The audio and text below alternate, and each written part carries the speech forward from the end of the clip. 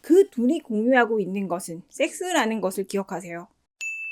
예쁘고 마음에 드는 여자친구를 만났는데 전 남친과 연락을 한다고 합니다. 뭐지? 라고 생각했는데 고민 상담 때문이라고 해요. 이것들 봐라? 싶었는데 밥을 먹기로 했다고 해요. 쎄하죠? 안녕하세요. 두 번째 고양입니다. 전 애인과 잘 지낼 수 있다 이렇게 말씀하시는 분은 많으시겠지만 저는 그렇게 생각하진 않거든요. 제가 이 채널을 운영해 오면서 들은 게 있고 또 제가 아는 사람들 중에서도 전 애인과 여전히 친구로 잘 지내는 사람들의 이야기를 다 들어봤지만 사실 그분들이 가지고 계신 의도는 충격적이에요. 제 경험과 최신 연구 자료들을 종합해서 전 애인에게 손대지 말아야 하는 흔한 이유들을 파악해 보겠습니다. 어떤 연구에서는요, 헤어진 연인 옆에서 빙빙 돌면서 연락을 지속하시는 데 대해서 해소되지 않았던 욕망이 있기 때문이다 라고 말하고 있거든요. 이건 언제든 연인 사이를 다시 시작할 의향이 있다는 거예요. 이런 분에게 전 애인에 대한 감정에 대해서 물어보잖아요. 그러면 거의 대부분 엄청나게 부정하시면서 방어적인 태도로 나오세요. 어머, 나 아무 감정 없어. 그때 일은 다 극복했어. 내 안에서 다 끝난 거라고 이러십니다. 그리고 3개월 후에 그 둘이 다시 만나기로 했다고 미안하다고 하시는 거죠.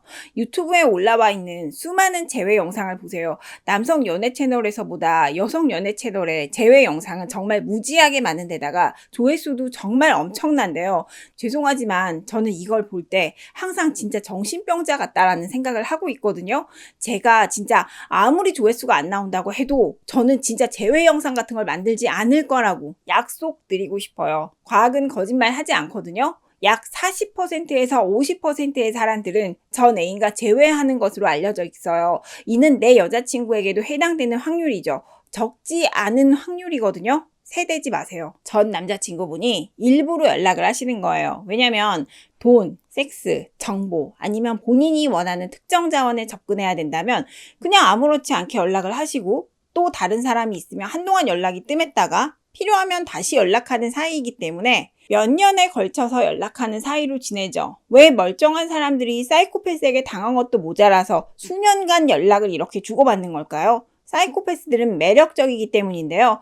연락하는 전 애인이 있다. 사이코패스의 피해자이자 낮은 자존감을 가지고 계신 분이고 연락하는 전 애인이 2명 이상 있다. 헤어진 애인을 모으고 있는 사이코패스일 수 있습니다. 전 남친은 과거의 산물이죠. 과거에 집착하는 사람들은 현재에 집중할 에너지가 없는 것이 문제입니다.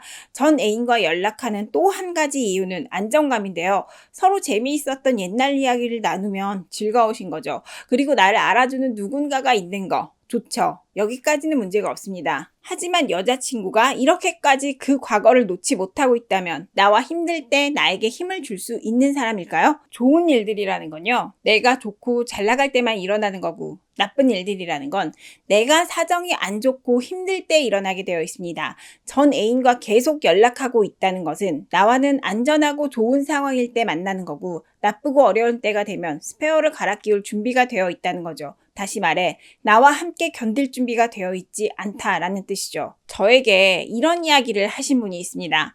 내가 사귀었던 여자들 중에 전 남자친구랑 연락을 한다고 했던 모든 여자들은 끝에 가서 속였다.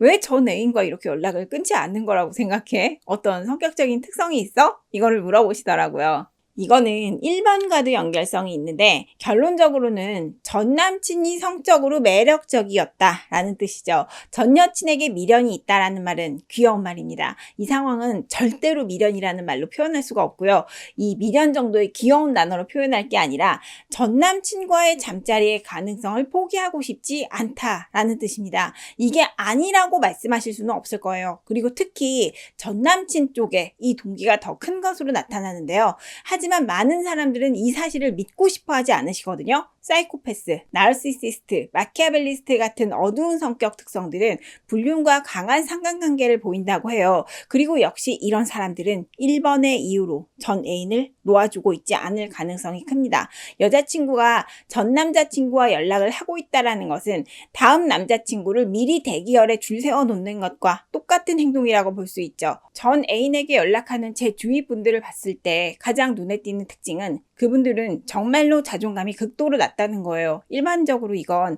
두 가지 패턴으로 나타나는데요. 내가 이보다 더 나은 사람을 만날 수는 없을 거라고 생각하시기 때문에 전 애인과 계속 연락하시는 경우가 있고, 두 번째는 누군가에게 예쁨을 받는 느낌이 필요합니다. 나를 예뻐해주는 사람이 나를 돌봐주고 내 고민을 대신해주는 게 좋아요. 정말 뭐 같지만 그걸 해줄 수 있는 가장 쉬운 사람은 전 애인입니다. 전 남친은 좋다 우쭈쭈를 해주시면서 계속 주변에서 맴도시고, 이 여성분의 선택은 계속 나쁜 쪽으로 이상하게 흘러가게 되고, 그 선택에 대한 책임은 나에게 떠맡겨집니다.